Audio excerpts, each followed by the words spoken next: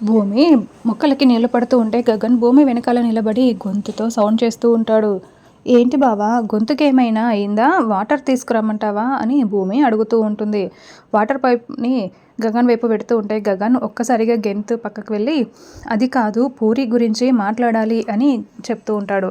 ఆ, అత్తయ్య వస్తున్నాను అని శారద పిలవకపోయినా కూడా భూమి చెప్తూ ఉంటుంది. అయ్యో రామా, ఇందాక అత్తయ్య నన్ను కాఫీ అడిగింది బావా, నేను ఇవ్వడమే మర్చిపోయాను. ఉండు, వెళ్ళి అర్జెంటుగా అత్తయ్యకి కాఫీ ఇవ్వాలి అని గగన్తో మాట్లాడకుండా లోపలికి వెళ్తూ ఉంటుంది. నా మాటలు వినిపించుకోకుండా ఎలా వెళ్ళిపోయిందేంటి అని గగన్ కొంచెం కోప్పడుతూ మళ్ళీ కాఫీ పెడుతున్న కిచెన్ భూమి దగ్గరికి వచ్చి, మన శివ గురించి మాట్లాడాలి అని గగన్ చెప్తూ ఉంటాడు.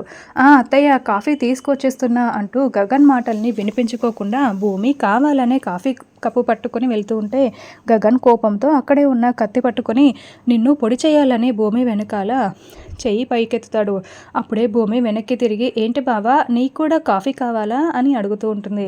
అబ్బే, అవసరం లేదు అని గగన్ కత్తిని వెనకాలే దాచిపెట్టుకుంటాడు. సరే బావా, అత్తయ్యకి కాఫీ ఇచ్చొస్తాను అని భూమి వెళ్తుంది.